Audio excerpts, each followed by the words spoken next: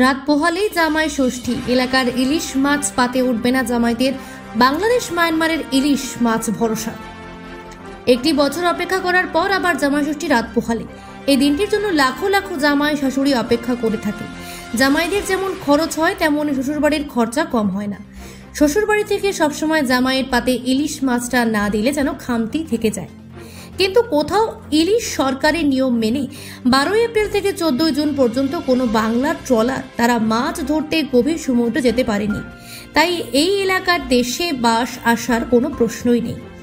তাই ইতিমধ্যেই মৎস্যজীবী যারা রয়েছে তাদের মনে দুঃখ রয়েছে, ইলিশ মাছ তারা বাঙালির পাতে দেওয়ার জন্য দিতে পারছে না। তবে কাকদ্বীপ, নামখানা, গঙ্গাসাগর, পাথর প্রতিমা এই সমস্ত জায়গায় ইলিশ মাছ দেখা যাচ্ছে জানানো হচ্ছে। এই সমস্ত ইলিশ মায়ানমার এবং বাংলাদেশের। তবে আকাশ ছোঁয়া দাম। আদৌ কি জামাইদের পাতে এই ইলিশ দেওয়া সম্ভব? শ্বশুরবাড়ি কি এত টাকা খরচা করতে পারবে? প্রশ্ন করছে শাশুড়িরা।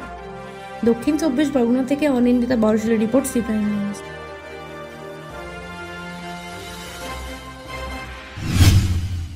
আগামীকাল জামাই ষষ্ঠীর জন্য কি চিন্তা ভাবনা করেছেন?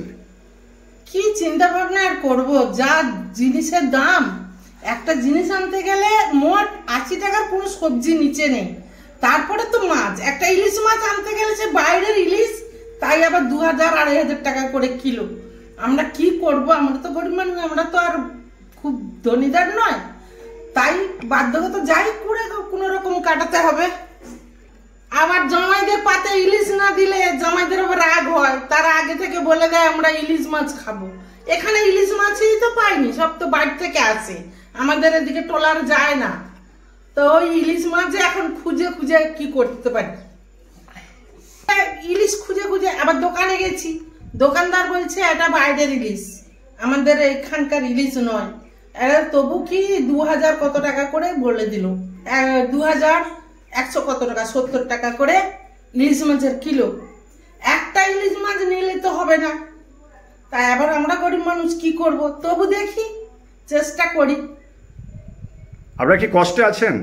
কষ্টে তো আছি, জিনিসের ভোটের পর যা দাম বেড়ে গেছে, আমরা আর কোনো জিনিস কিনতে পারছি না। আপনার নাম? আমার নাম ভারতী মণ্ডল। ইলিশের চাহিদা আছে, মায়ানমার থেকে যেসব ইলিশগুলো আসছে স্টোরের, সেই মাছগুলোই দেওয়া হচ্ছে। তার মানে 1 কেজি ওজনে ইলিশ 1400-1500 এরকম বিক্রি হচ্ছে। কেন লোকাল ইলিশগুলো কি হলো? লোকাল তো কোনো ফিশিংয়ে কোনো ট্রলার যায়নি তো এখন।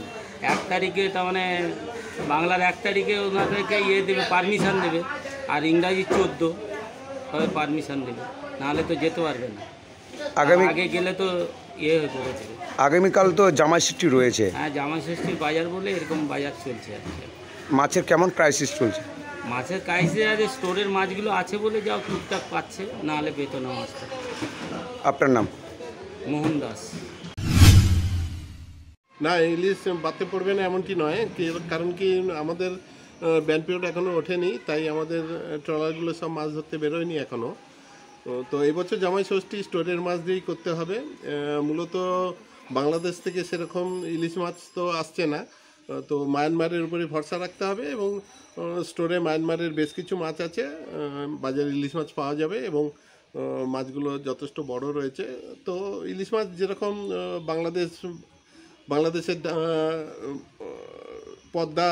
পদ্মা কিংবা মেঘনা কিংবা আমাদের হুগলির যে টেস্ট, সেটা হয়তো পাবেন না, কিন্তু ইলিশ মোটামুটি থাকবে জামাইদের জন্য। কত তারিখ থেকে ব্যান পিরিয়ড উঠছে? ব্যান পিরিয়ড উঠবে 14 জুন থেকে 15 তারিখ থেকে আমাদের ট্রলারগুলো সব ফিশিংয়ের উদ্দেশ্যে রওনা হবে। আপনার নাম? সত্যনাথ পাত্র, সুন্দরবন সামুদ্রিক মৎস্যজীবী শ্রমিক ইউনিয়ন সম্পাদক। ইলিশ মাছ সেরকম একটা নেই, বাইরের মাছ আসছে, আর সেটা আপনার খুবটাই দাম। ওটা দিয়ে জানি না জামাই ষষ্ঠীতে কি হবে জামাইদের, কিন্তু মাছের খুব দাম। ইলিশ কেমন ক্রাইসিস চলছে এখানে? খুব ক্রাইসিস চলছে, যেহেতু 14 তারিখের আগে কোনো মৎস্যজীবী মাছ ধরতে যেতে পারবে না, এর জন্য বাইরের মাছ এনে আমরা ব্যবসা করছি, কিন্তু খুব দাম মাছের। মাছগুলো ওজন কত আছে, দাম কেমন রয়েছে? ধরো 900 1 কিলো, যেমন সাইজের ইলিশগুলো, ওগুলো আপনার 1300 টাকা, 1350 টাকা। আচ্ছা, আর 1 কিলো 150-150গুলো আপনার 1500, 1550। আপনার নাম? সুরজিৎ দাস।